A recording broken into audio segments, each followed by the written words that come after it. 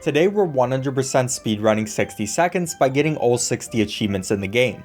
Now our speedrun starts when we click begin adventure for the first time and we go into some scavenging. Here the game gives us 60 seconds to gather as many items, family members, food, and water as we can. My general strategy is to get both Timmy since he's the best at expeditions and Dolores so we can have an extra adult in case Ted dies. Then pretty much every item is useful in some way, but the ones we really want to collect are the medkit, Boy Scout book, rifle, axe, radio, and plenty of soup and water. And once our 60 seconds is up, we'll also get our first achievement, Home Sweet Home. This puts us into the survival part of the game, where each day we get to choose what we want the family members to do, and if we should give them food or water. I like sending out Timmy here as soon as possible with the gas mask to prevent him from getting sick, and hopefully he'll be able to get us some more resources. We'll also pick up our second achievement, Prepper, for surviving 5 days. Now for food and water allocation, I like giving the family food and water every 5 days, but we'll wait until day 10 to start giving food. There's also a lot of events that can happen in this game where we need to make choices that can help us or completely backfire.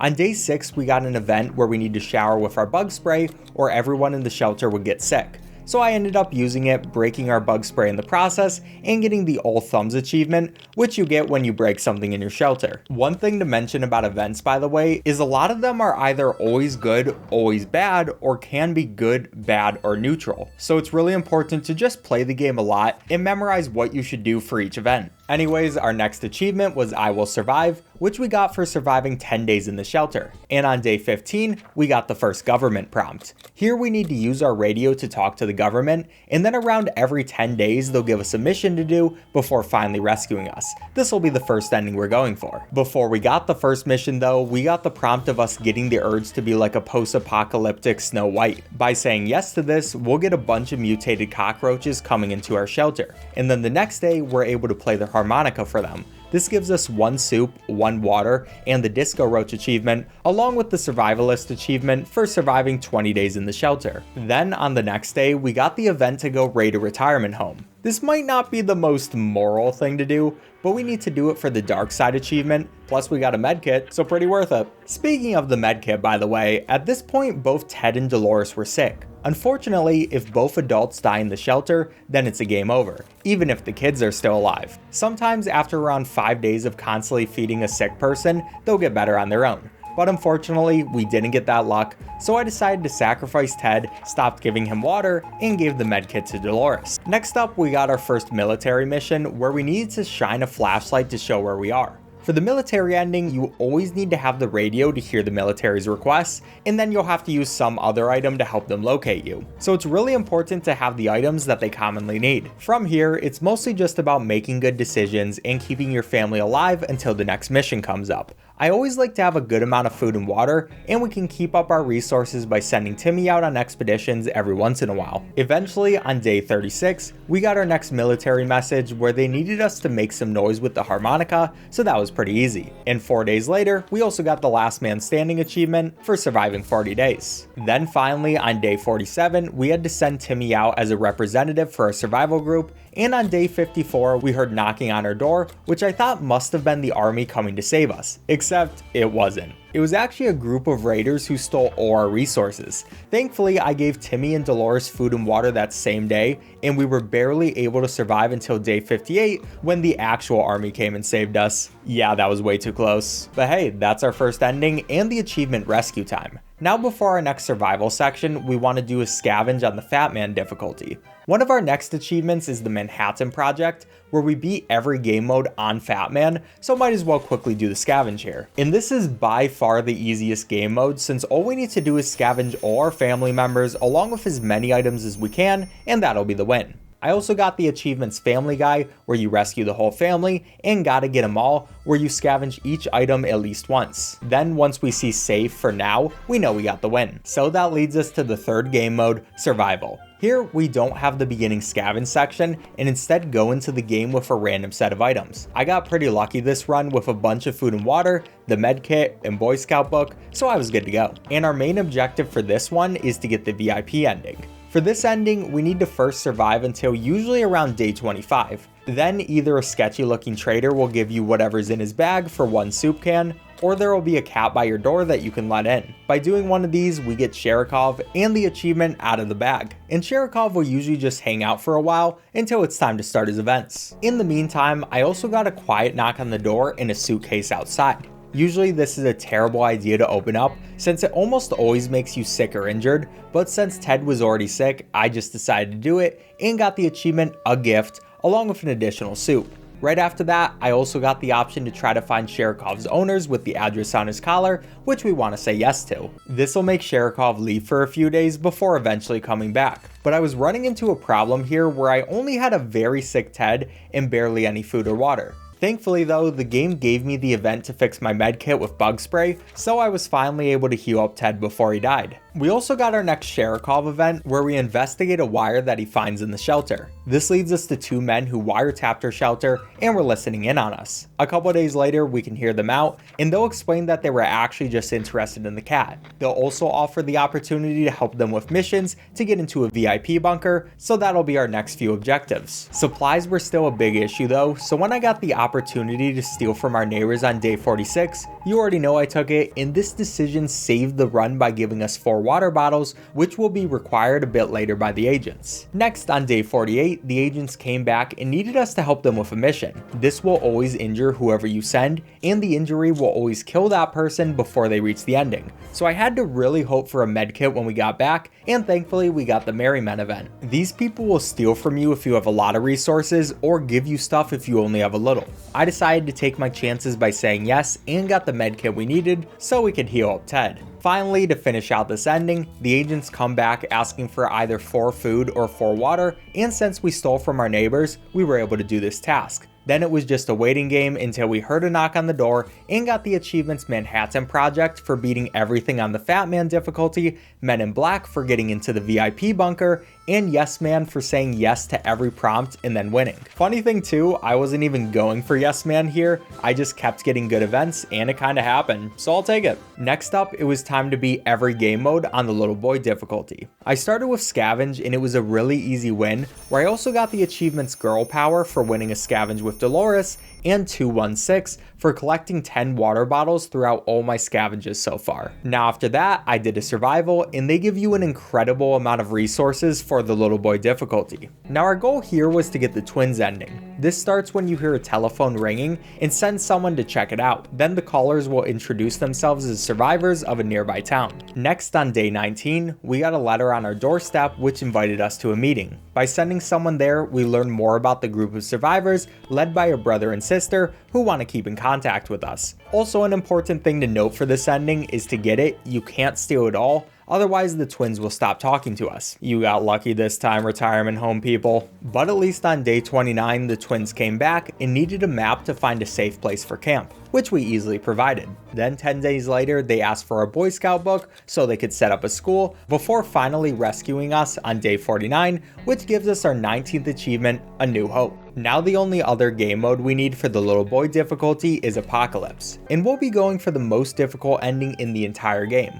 One important thing for this is to get as much food as humanly possible, and that resulted in the super achievement for collecting a total of 10 soup over all our scavenges. Oh, and I also got Be Prepared by bringing both the suitcase and padlock, but now it's time to focus up. And that's because our next objective is the Cat Lady ending. And starting right from the beginning, we need to do everything in our power to raise the amount of soup cans we have. Thankfully, something that helped with this was on day 32, we got the event where we hear mysterious sounds from the radio and we can tune it to find the right frequency. Then we'll later get an event where we hear screams on the radio and can go visit that person's address. By saying yes here as well, we get the achievement Dawkins Residence and 2 food along with it. Then on to the ending, we need to get Sherikov again, decline checking his address, and also decline following Sherikov when he leaves the shelter. This makes us skip the secret agent stuff entirely, and instead we eventually meet a crazy scientist who owns the cat. Then after a while, the scientist eventually starts asking us for either 4 food or 4 water. Now I didn't have the water he wanted, but thankfully we aren't going for the scientist ending,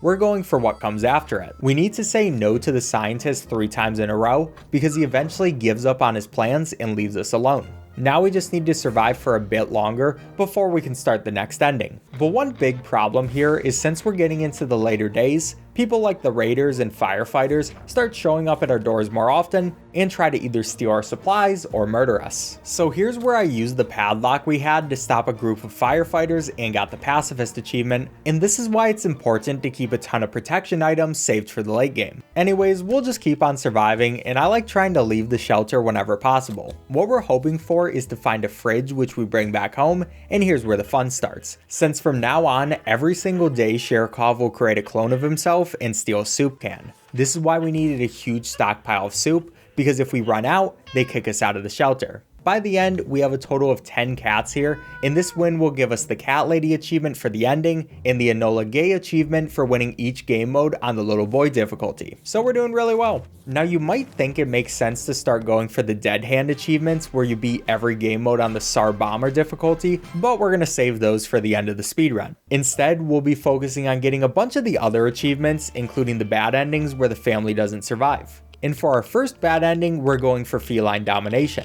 In this ending, we want to have basically the same plan as Cat Lady, but we don't need the enormous amount of food. Oh, and also during this run, I got the Terrified Screams event like the previous run, but instead of checking the address, we're gonna say no. Then after waiting another 2 days, the woman goes silent and we hear a harmonica, so we can respond to that. Doing this gives us the Not Alone achievement, and we see some aliens in the sky, so that's pretty cool. Anyways, right after this, we found the fridge, they started taking our soup, and since we didn't have enough cans, we got kicked out of the shelter, getting us the achievements Feline Domination and One-Way Ticket, which you get when you die during a run. Now it was time to get the very last Sherikov ending, and for this one, we're gonna help the scientist. Oh, first though, we got a pretty cool Easter egg where sometimes when Ted dies, his bones turn into a robot. Doesn't give us an achievement or anything, but it's pretty cool, so I thought I'd mention it. I did accidentally get an achievement a little later though. I was trying to check my amount of food to see if I should give Sherikov some soup, since if we refuse, he'll injure us, and then I ended up clicking a fly moving by, which resulted in the Take That Brundlefly achievement. Kinda funny it worked out that way, but a nice surprise. Then it was just the waiting game until day 48, where the scientist requested 4 food, and I was barely able to give it to him, while also having enough food for the remaining days. I also got lucky here by getting the event where a group of strangers come to the shelter, and for either food or water, they'll protect you on your next expedition, and I had plenty of water, but that'll come in important later. Since for now we're focused on the scientist returning, and once he finally does, he wants us to join him for a dangerous experiment. I only had Dolores in the shelter, so I had to use her, which resulted in an injury. So on day 64, when I saw Dolores in agony, I set out on an expedition with the help of the group we gave water to earlier, giving us the achievement What Goes Around, and this expedition also thankfully resulted in a medkit. So after using that on Dolores, we finally got a knock on the door on day 71, which was the scientist and the achievement Soup Can into Space. Yeah, not the best ending for Dolores, but that's another one for me. Now at this point, we had 31 out of the 60 achievements required to 100%, but they're only going to take longer from here. And because of that, I needed a brain break. So I started ramming myself into a toilet. See, one of our next achievements requires us to hit obstacles 1,337 times, and this is the fastest way to grind it out. All you have to do is ram the toilet until the timer's up, and then restart the scavenge. This also conveniently gave us the achievements Duck and Cover, where you don't make it to the shelter, and Unplugged, where you ram the toilet with enough force to move it. Eventually, after a pretty nice break of no thinking, we hit 1,337 and got the achievement Tora Tora Tora. But now it's time to go from one of the easiest achievements to one of the hardest ones, where we need to stay alive in the shelter for 111 days. And even though both Timmy and Mary Jane died super early this run, we had a good amount of food and water, so I was good to go for the foreseeable future. All I needed to do was focus on choosing the right options and events, and keeping Dolores' sanity up as much as possible by letting her do things like listening to the radio. Unfortunately, we can't get Sherikov this run, which raises sanity a lot, because we'd end up getting the Cat Lady ending before finishing out all the days we need. And yeah, other than that, it's just the waiting game until finally we reach day 111 and the achievement Conrad Style. But here I decided to go just a bit farther, since I thought we might be able to get an extra achievement or two. And this was a great idea, because soon after we got Danger Zone, where you need to break or use the medkit, gas mask, rifle, radio, map, and flashlight over the course of one run, so that's a nice achievement to get out of the way. Next up was the achievement New Species. In this game, if you have Mary Jane in the shelter and see either the event where there's a pipe leaking green goo, or the event with mutant spiders, Mary Jane has a very small chance to become a mutant. She's also incredibly useful in this form because she can't get any ailments like injuries, sickness, or tiredness, and she no longer needs water, just food. So I used this opportunity to send her out on as many expeditions as possible. Later in this run, we also got the event where there's a coded note left at her door, and Dolores has the opportunity to solve it. We'll say yes here, and then a few days later, Dolores cracks the code and gets directions to a nearby secret location. So we let her go there, wait a few more days, and get the Enigma achievement where Dolores meets up with an old friend and gets extra supplies. Next up, we got the Unbreakable achievement where you need to defend the shelter from raiders 3 times, which was pretty easy with all the resources we had, followed by the Liberation achievement. Basically, when you're in late game and send someone out for an expedition,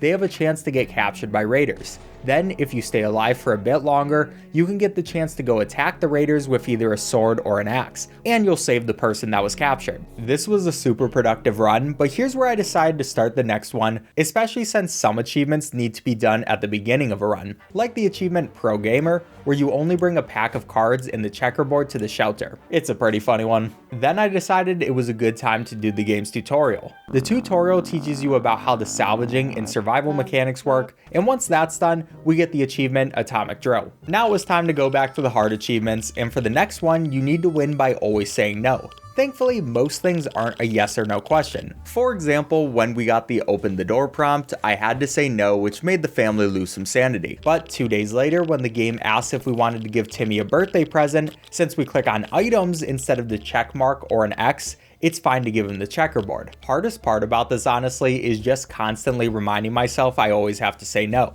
It's super easy to stop thinking for a second and say yes when there's a good event, only to lose that run.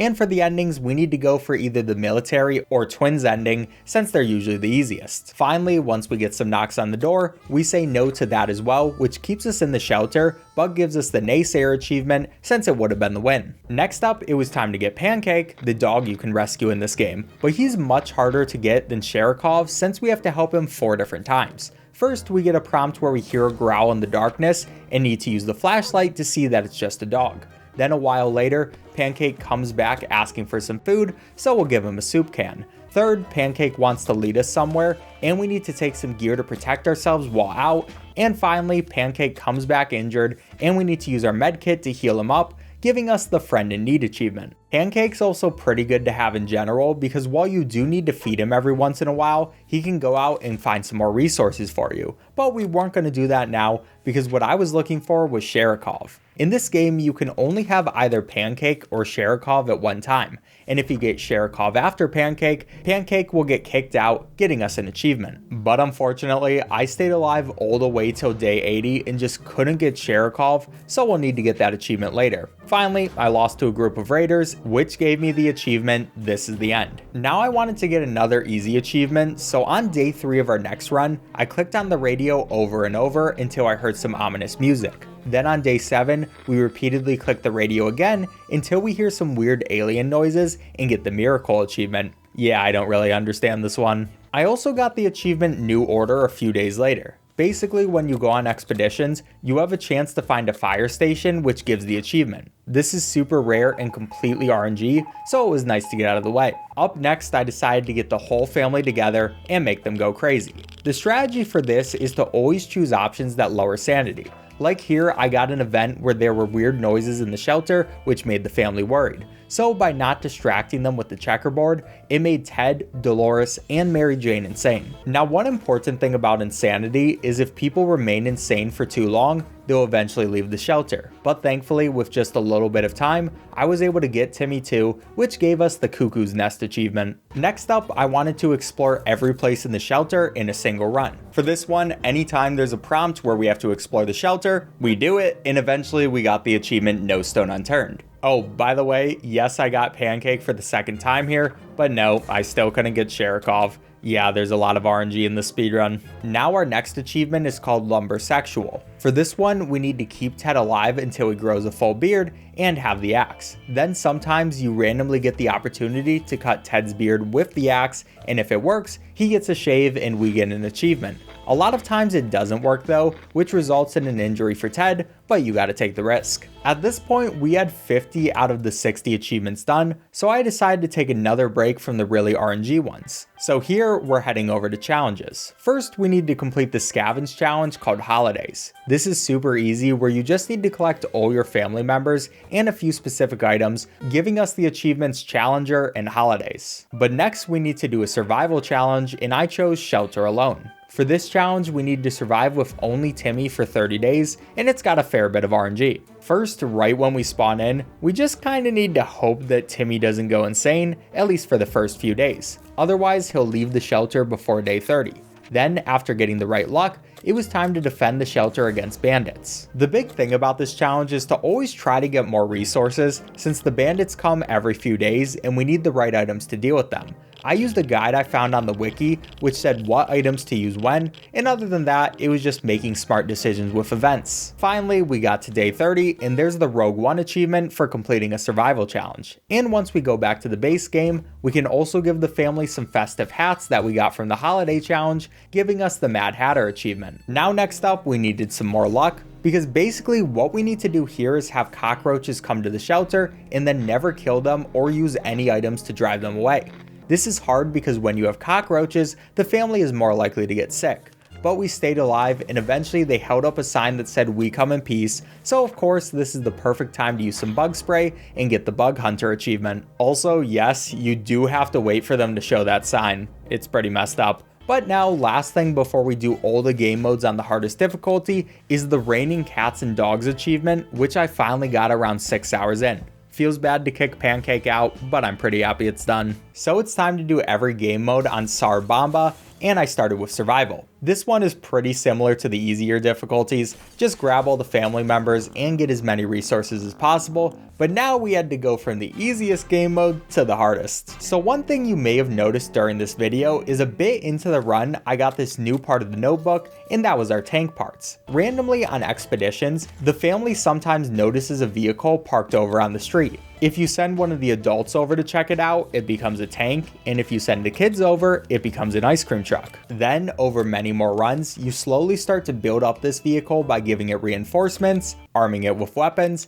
decorating it, and finally giving it wheels. I worked on this over the course of the last 7 hours, and now it's time to use this tank to beat the hardest game mode, Survival on Tsar Bomba. The reason this game mode is so hard is it starts you with 2 people, barely any food or water, and almost no resources. So while it's possible to beat it with other endings, the tank is by far the most likely one to get. Still, it's not exactly easy since we need to have 5 full soup cans when we find it on an expedition. So we have to keep sending our people out on really dangerous expeditions and do everything in our power to get just enough food to fuel up the tank. This took me attempt after attempt, but finally it happened. We were able to get the Panzer achievement and Ted got to leave the shelter on a tank. But we still needed to beat Apocalypse on Tsar Bomba and get the ice cream truck ending, so I went back to regular runs and slowly started working on that. It was pretty much just scavenge at every opportunity until we got the ice cream truck event, add some reinforcements,